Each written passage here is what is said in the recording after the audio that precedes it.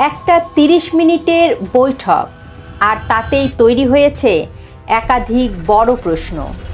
প্রধানমন্ত্রী তারেক রহমানের সঙ্গে একান্ত বৈঠকে বসেছিলেন ভারতের হাইকমিশনার দীনেশ ত্রিবেদী। কক্ষে তখন আর কেউই ছিলেন না।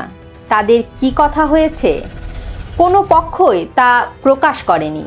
কিন্তু বৈঠক শেষ হওয়ার পরই দীনেশ ত্রিবেদী দ্রুত ছুটে গেলেন দিল্লিতে। আর একই সময়ে ঢাকায় এলেন ভারতের গোয়েন্দা সংস্থা রয়ের প্রধান। সবচেয়ে চমকপ্রদ বিষয় হলো এই সময় সেনাপ্রধান জেনারেল ওয়াকারুজ্জামান বিদেশ সফরে। তাহলে একই সময়ে ঢাকা ও দিল্লির মধ্যে চলছে গুরুত্বপূর্ণ কোনো যোগাযোগ? শেখ হাসিনার ডিসেম্বরে সম্ভাব্য প্রত্যাবর্তনকে ঘিরে কি তৈরি হচ্ছে নতুন কোনো ছক?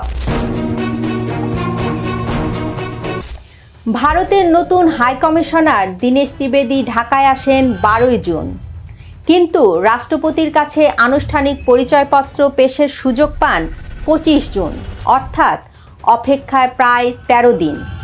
এখানেই শেষ নয়, প্রধানমন্ত্রী তারেক রহমানের সঙ্গে সাক্ষাতের জন্য তাকে অপেক্ষা করতে হয়েছে প্রায় 2 মাস। নতুন কোনো হাই কমিশনার দায়িত্ব নেওয়ার পর সরকার প্রধানের সঙ্গে সৌজন্য সাক্ষাৎ সাধারণত গুরুত্বপূর্ণ আনুষ্ঠানিকতা, কিন্তু ত্রিবেদীর ক্ষেত্রে সেই সাক্ষাৎ হলো অনেক দিন পরে। তবে হঠাৎ করেই পরিস্থিতি বদলে গেল।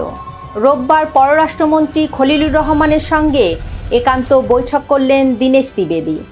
এরপরই জানা গেল পরদিন প্রধানমন্ত্রী তারেক রহমানের সঙ্গে দেখা করবেন ভারতের হাই কমিশনার। অর্থাৎ যে সাক্ষাতের জন্য প্রায় 2 মাস অপেক্ষা করতে হলো, সেটি শেষ পর্যন্ত চূড়ান্ত হলো মাত্র 1 দিনের মধ্যেই। সোমবার দুপুরে প্রধানমন্ত্রীর সঙ্গে সাক্ষাৎ করেন ত্রিবেদী। প্রধানমন্ত্রী মিডিয়া উইং থেকে বলা হয়, বাংলাদেশ ও ভারতের দ্বিপাক্ষিক গুরুত্বপূর্ণ বিষয় নিয়ে আলোচনা হয়েছে। কূটনীতির ভাষায় এটি খুবই পরিচিত বক্তব্য। কিন্তু প্রধানমন্ত্রী তারেক রহমান এবং দীনেশ ত্রিবেদী প্রায় 30 মিনিট একান্তে কথা বলেছেন। এ সময় অন্য কেউই উপস্থিত ছিলেন না। এই জায়গাটিতেই সবচেয়ে গুরুত্বপূর্ণ, কারণ প্রকাশ্যে বৈঠকের বক্তব্য আর বন্ধ দরজার আলোচনা এক বিষয় নয়। বৈঠকের পর দীনেশ ত্রিবেদী উড়ে যান দিল্লিতে।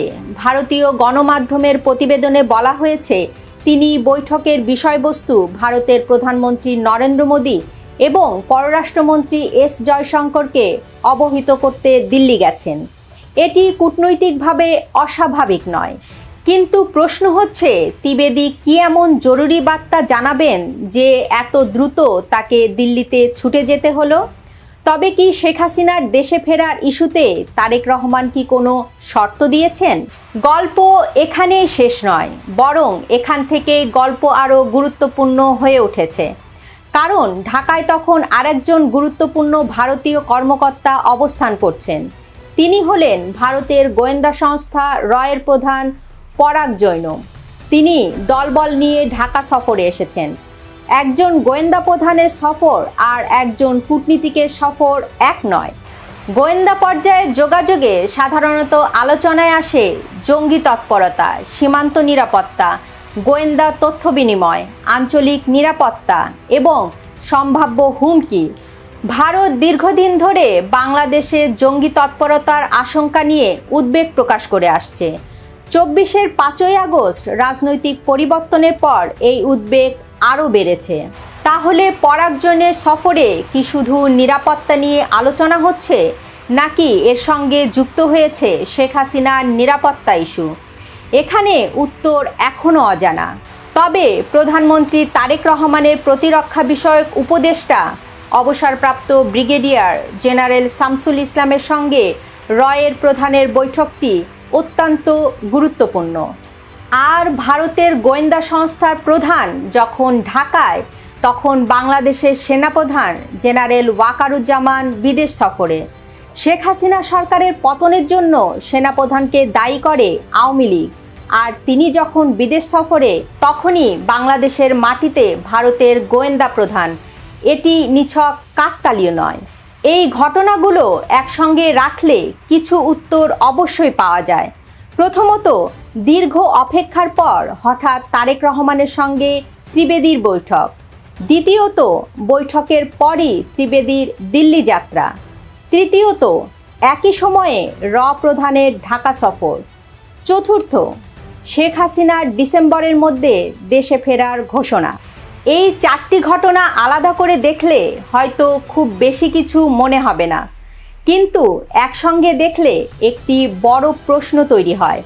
অর্থাৎ শেখ হাসিনাকে দেশে ফেরাতে পর্দার আড়ালে বড় কোনো পরিকল্পনা চলছে।